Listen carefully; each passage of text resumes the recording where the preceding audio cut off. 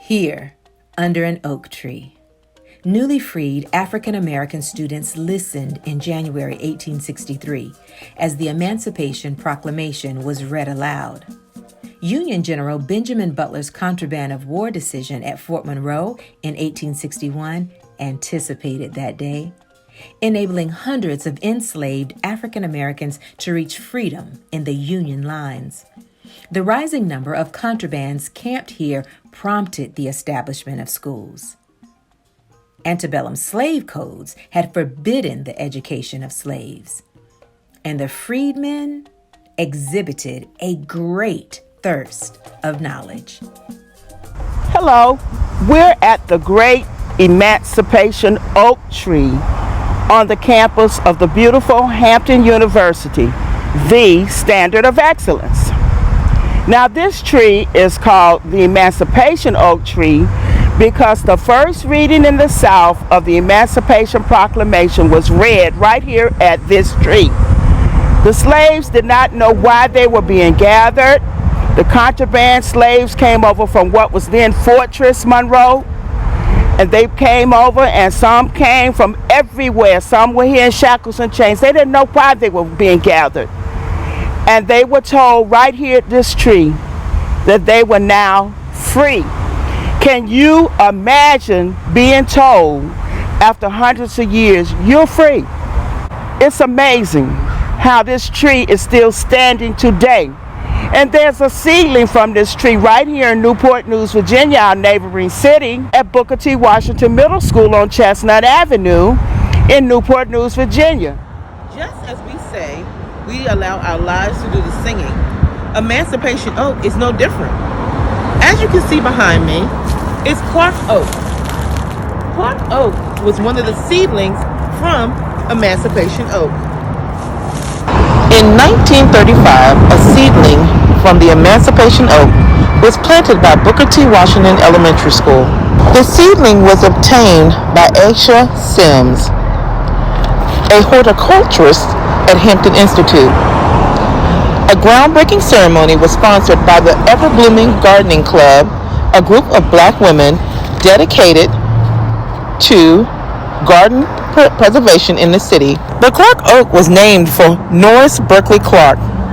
Mr. Clark was a graduate of Hampton Institute, and one of his classmates was Booker T. Washington. Mr. Clark was the first principal of Booker T. Washington Elementary School. He served from 1929 to 1937. He also served on the school board in Newport News from 1896 to 1900, being the first African American to serve in that capacity. It's amazing how it looks just like this mother tree. There's a little school here on this property. It's red. It's called the Butler School. That school came later on in life. General Butler had it built so that the African American children would not have to sit outdoors to learn. Mary Peak, who's very much connected to Hampton University, came over here and she taught slaves, the contraband slaves and others. They snuck here to learn under this tree, learn how to read and write. She could have been killed and they could have been killed. But they felt that the need to have an education was that important to them, to risk their lives right here at this Emancipation Oak tree. And isn't that ironic how the first reading in the South of the Emancipation Proclamation was read right here at this tree.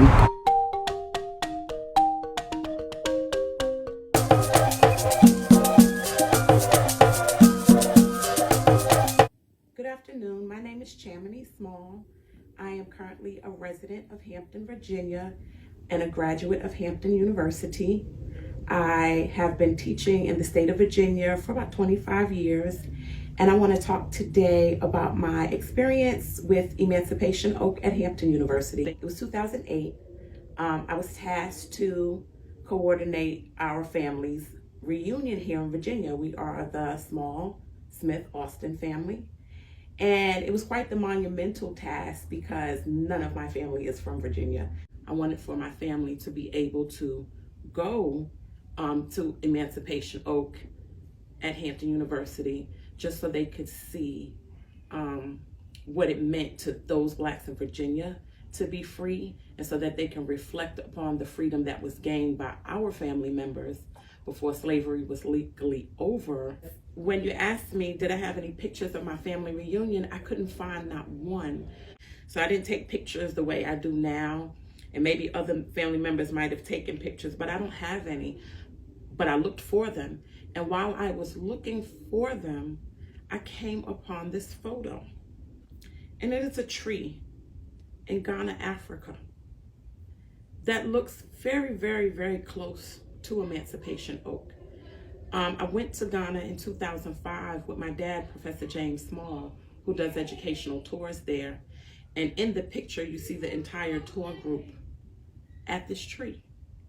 And I remember us talking and on over the majesty of it, but also the meaning of the tree. And so I just still wanted to show you this picture, even though it wasn't Emancipation Oak. I don't have a picture of my family there, but I thought it was ironic that I found this one. When you get a chance to come and stand here on this property at this tree, something should go all through you and through your body, because you are standing where freedom was given to our ancestors many, many years ago in 1863. We are the standard of excellence. This site possesses national significance in commemorating the history of the United States of America. 1974, National Park Service, United States Department of the Interior.